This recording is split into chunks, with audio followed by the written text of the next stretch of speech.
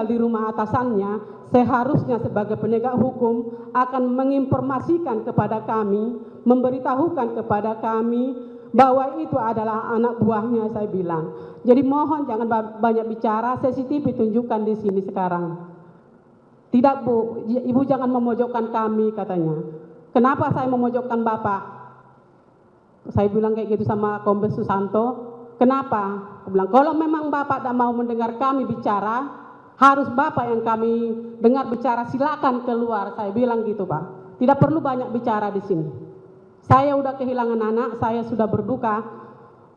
Ngomong, bicara sesuai dengan bukti, itu yang saya katakan waktu itu Pak. Mereka keringat jagung langsung keluar. Karena saya bilang juga, komunikasi saya dengan anakku ada di HP. Sekarang HP anakku tunjukkan. Langsung malamnya Pak diretas semua HP kami.